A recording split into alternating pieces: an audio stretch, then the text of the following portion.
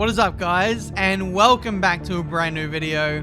Today we're talking about career mode. We're not talking about practice, we're talking about career mode. Episode number 87 for the My Team Journey, season number 5 for Marduk Motorsport. And we head to one of my favorite tracks on the calendar.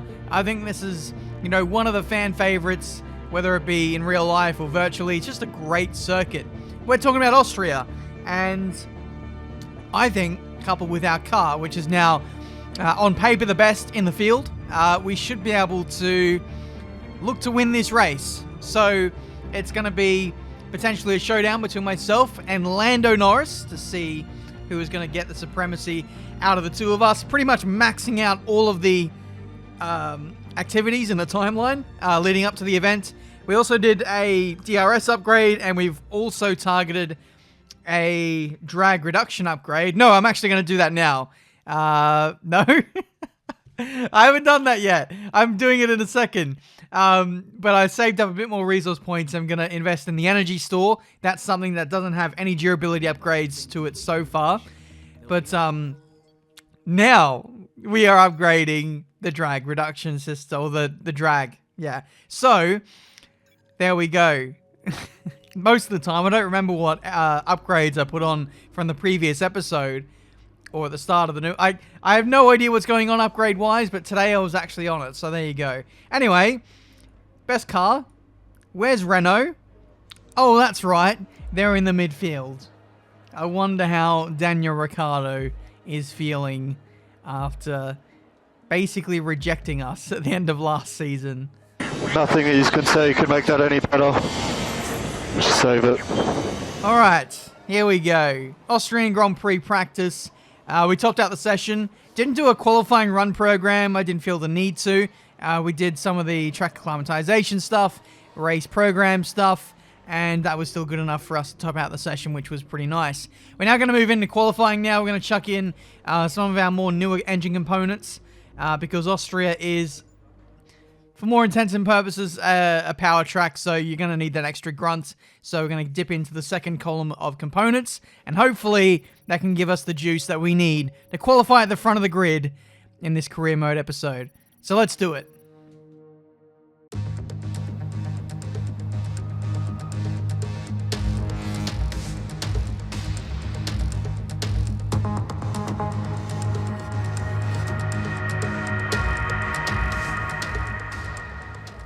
It's a bit cloudy out there for this Austrian Grand Prix Saturday qualifying, but there is no chance of rain today.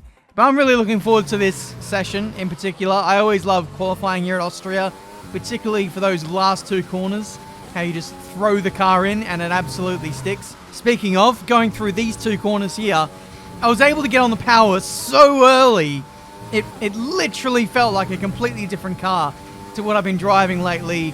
And I think that comes down to the virtual GPs that I've been doing lately. I did a bit of practice for this place, and the career mode car is worlds different to your standard online car with the standard setup. It really makes the stock settings feel like an F2 car. It's pretty insane. We topped out the session, Marduk Motorsport 1-2, which is absolutely what you love to see. And I didn't even max out the lap either. So I think with a bit of track evolution, with a bit of improvement from within myself, I think we can get under 60 seconds. I'm going to hope to do that in this session. Again, I'm only opting to do the one lap just to save tyres, to get through to the final part of qualifying. And there is an improvement, but only marginal. It's a 1:02, but this time it puts us P6. Everyone else found time. And Lando only just got through to Q3 himself. So the pace is starting to look a little shaky, if I'm honest. Sit rep, we've got a leak in the hydraulic system, so it's going to be a few minutes before we can get you out on track.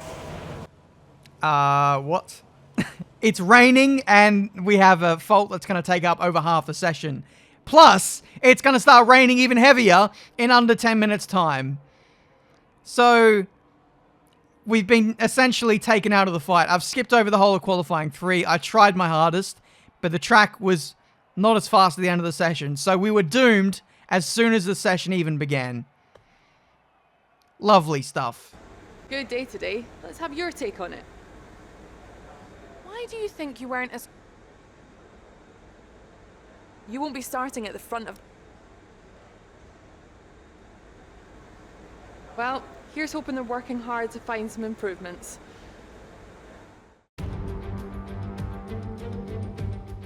This is it then, race day in Spielberg for this year's Austrian Grand Prix. The grandstands were a sea of red in 2019 thanks to the commemorative hats in honour of the late great Niki Lauda, who took home victory of course back in 1984. And it's a sellout crowd once again here today. After the points finish last race, let's aim to keep the momentum going. Right, so after that shambolic qualifying session full of scripts, we start this race from P10 on the grid. So we got the best car. We might have the best strategy. We got good tyre wear. So I'm hoping that we can find our way back from here. Lando is starting on pole position, who is quickly going to become our biggest rival. He's not quite there yet in terms of championship points. But weekends like this are far from ideal. So let's try and limit the damage as much as we can. As we get ready to this Austrian Grand Prix. 5 red lights and we are quickly underway. Almost wasn't ready for the start there as we go up in a rich and overtake. Ricardo with a lovely start heading down into turn 1. That's about as good as it'll get for the Australian, as that Renault is just not good enough. That Renault has been there or thereabouts, but have never quite been front-running material in this My Team career mode series.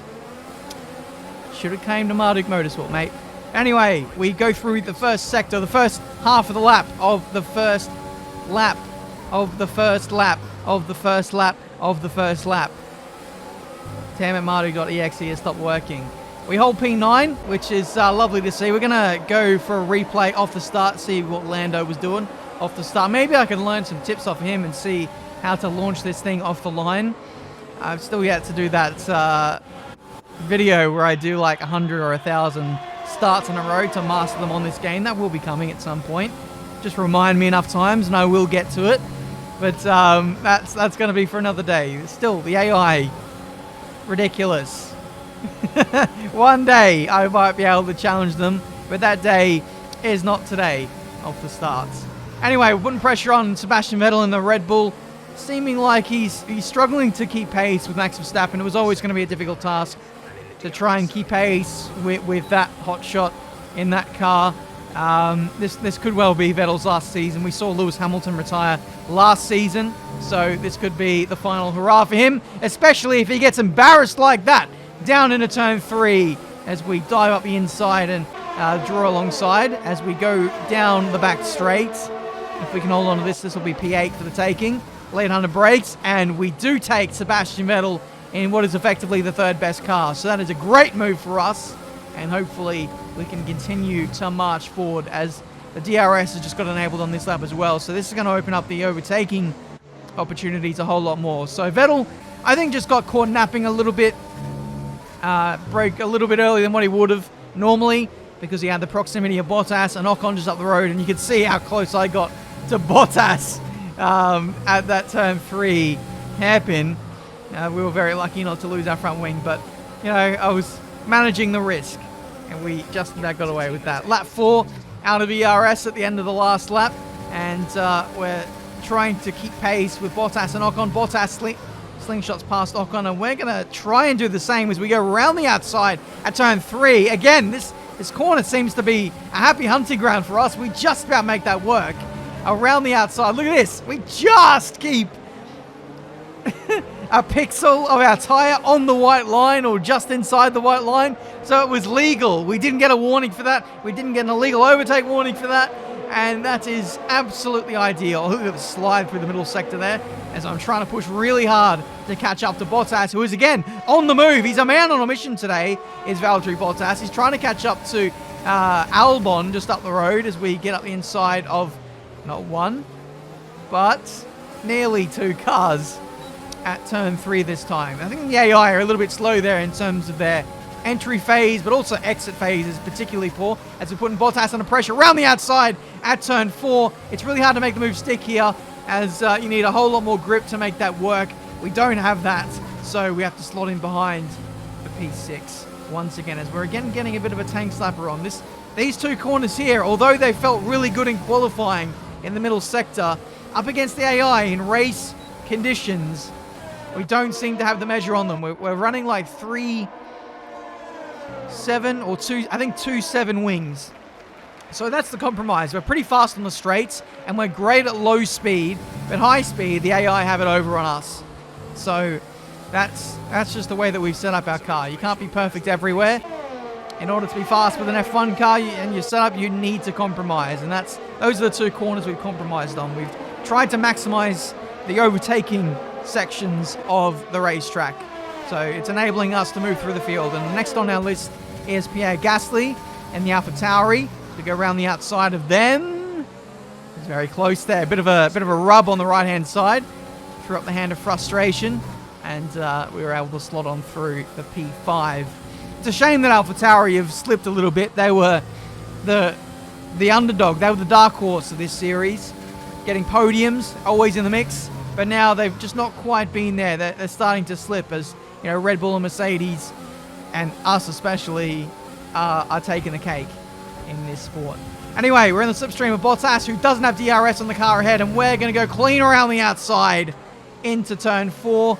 And I think this time we've got enough track position, or overlap to make the move stick. We're going to have the inside for the next left-hander. Ran wide a little bit. We missed the apex, and it resulted in us squeezing out Bottas, which enabled us actually to get the move done earlier and put us into P4. Meanwhile, this is the state of play.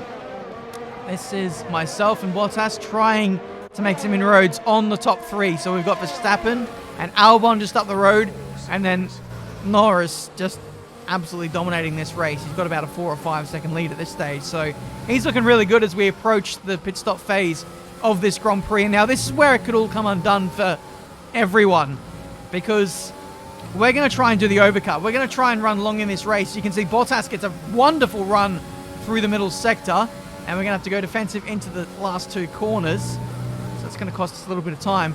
But I think we're on the preferred strategy. I think going soft medium is the way to go. If anyone goes hard here, they're going to lose a lot of time. But given how long people have gone into this race, I don't think that's actually going to be a viable option for anyone in the top 10, basically.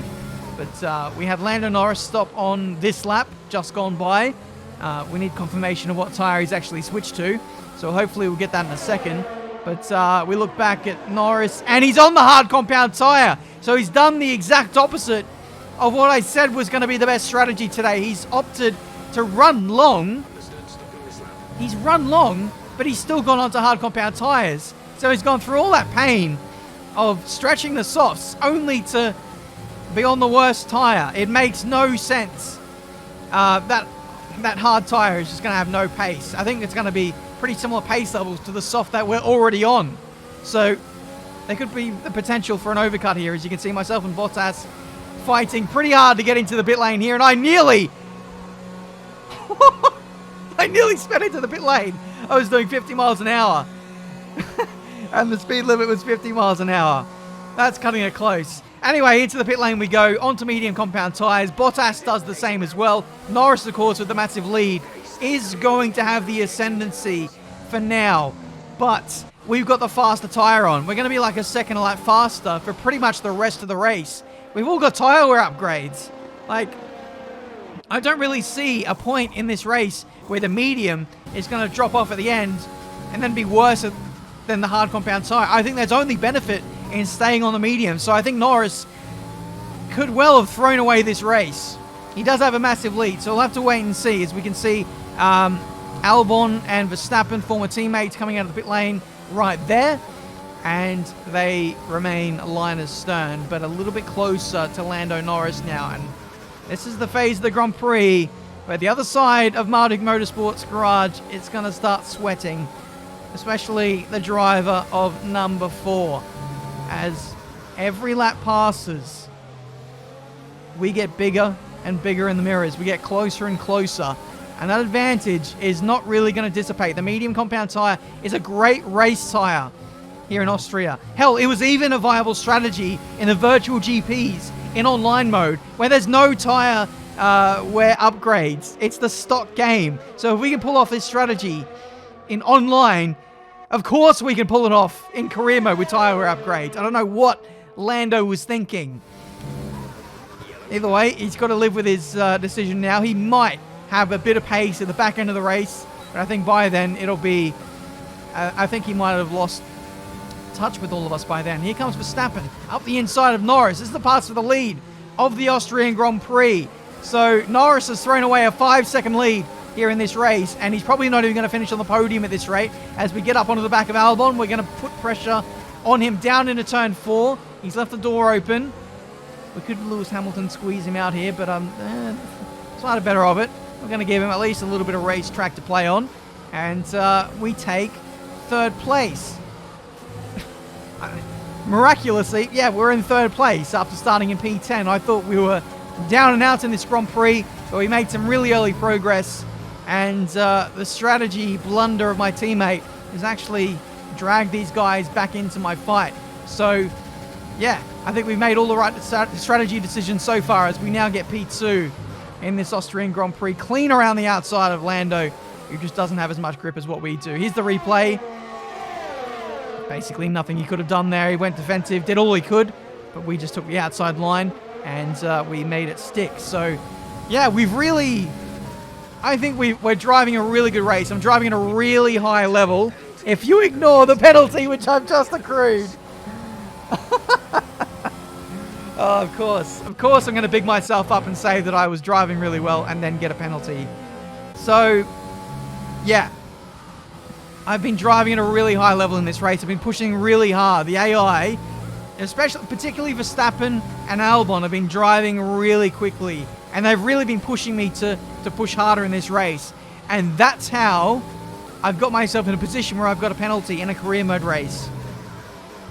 Doesn't happen very often in career mode because I don't tend to go all out with the track limits. I don't tend to really feel the need to push 110%. I kind of reel it in a little bit to try and stay consistent and be like the AI. But today, I've really had to pull out all the stops in order to, dig myself out of this hole that was dug in qualifying with the mechanical fault. So, yeah, we have 3 seconds against our name. Albon is outside of the 1 second. He's not getting slipstream or DRS from us, so we should be able to pull away. I'm using the pace of Verstappen, though, to drag me along in this race. And hopefully, we can still secure P2 in this race. Or maybe even win the Grand Prix on track. I mean, there's a lot of lap cars that we're negotiating at the moment. And if Verstappen has a horrible run trying to get past someone, if we can overtake him and then encounters lap traffic, we might be able to win this race still. Anything can happen, so I'm still going to try and push as much as I can to be in the fight. Meanwhile, that was kind of a bad turn 1 for Verstappen. He missed the apex initially, and then he had a bit of a wobble on exit, and now he's within striking range again. Like, Verstappen has been very, very quick in this stint of the race. I am pushing like no tomorrow. Like, pretty much every lap is a qualifying lap in order to stay with him. I've been running in rich and standard and running overtake all of the time on the straights, just trying to stay with this guy, just trying to fight back to get into DRS range once again. Because every time we go through the middle sector, he finds so much time in that Red Bull. It's absolutely ridiculous. This part of the circuit, though, it's a little bit easier for us. Turn 3 is our oasis. This is my corner. And look at that. Like, I'm basically pushing him on the exit there. For whatever reason, when I get up on the back of him, he gets even more nervous and doesn't get on the power. But now, I think we're going to legitimately go for a move here around the outside of turn 4. This is for the lead of the Grand Prix. But we can't make it stick, though. Verstappen has a great exit. Even from the inside line, was able to out-traction us. Now, that is the power of the Red Bull. Even though we've got the best car, Verstappen in that car is something else.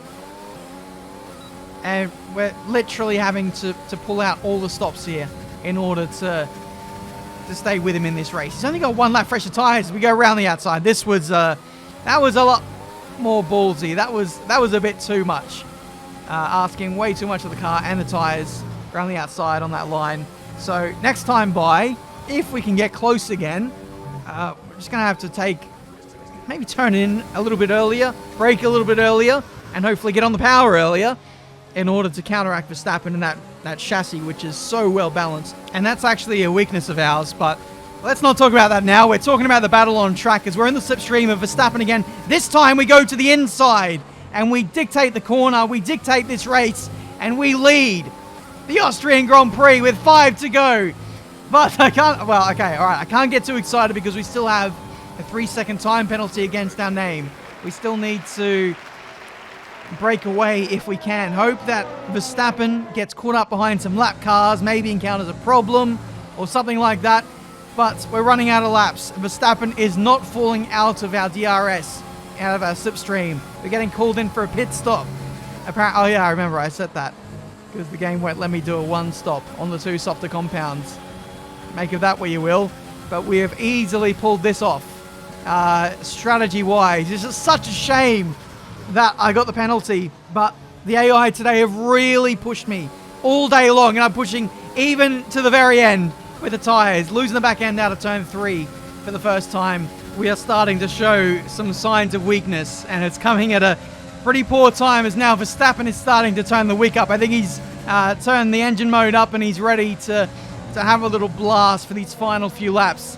So Verstappen is going to have a little bit of fun. He's going to try and re-overtake me on circuit for pride, but also by slowing me up, he's also going to drag Albon into the fight. Albon is back within 3 seconds of us, by the way, so Albon is going to get P2 in this race if things stay the way they are. Lando is 5.2 seconds behind, so he's not a worry for getting on the podium, but we still want to finish on track in the lead if we can, just to prove a point in this race. But Verstappen is trying to prove a point of his own as he goes up the inside into the last 2 corners, which has really slowed us both up there. And I think the plan has backfired for Verstappen because I think he might lose this win on the last lap as Albon goes up the inside down into turn 1. I'm still focused on trying to pull away. I'm hoping that these 2 former teammates keep squabbling and maybe even crash to allow me to win this race. That would be something special. But Verstappen, in the end, holds on. He holds on to P2. I think he's not going to take any more chances in this race. Or will he? This is Max Verstappen we're talking about. The gap is a 10th and a half as we round through the 3rd to last corner for the final time in this Austrian Grand Prix. We are going fully defensive on Max Verstappen. We are going to win the race on circuit. But with the penalty, we're going to get demoted to P3, and Verstappen reigns true in Austria. Okay, pick up rubber and bring it home. What? I think that's a podium, mate. I think that's a podium. Yeah, boy!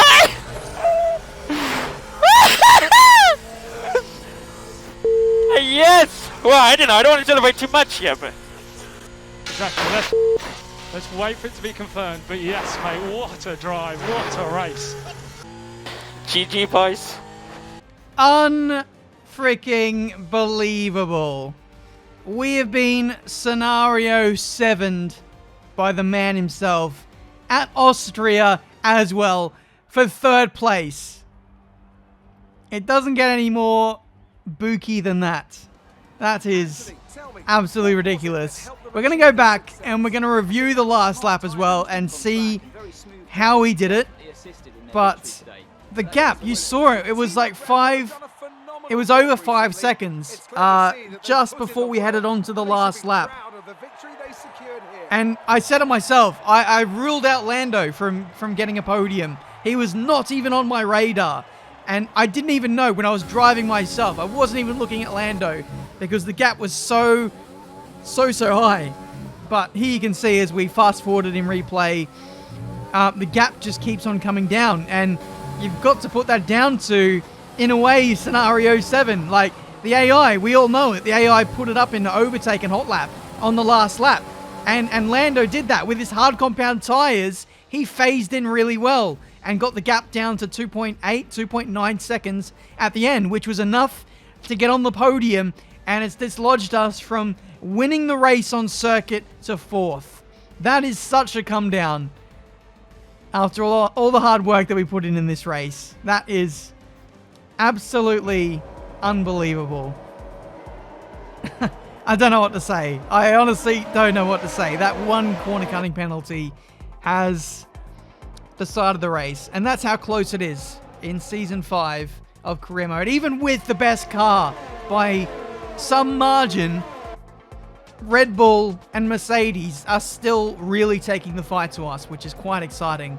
But guys, there we go. That has been this video for today. Hopefully you enjoyed it. Hopefully you enjoyed me getting absolutely trounced by my teammate. If you enjoyed, leave a like, subscribe to the channel if you're new to see plenty more racing game content. And Lando, I'm not going to forget this. I'm going to get you back in the next race.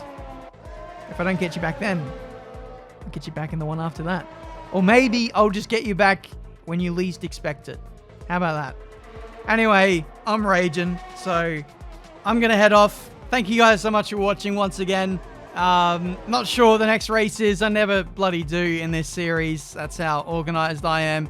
But with that said, I hope you enjoyed, and I'll see you again very soon for another episode of My Team.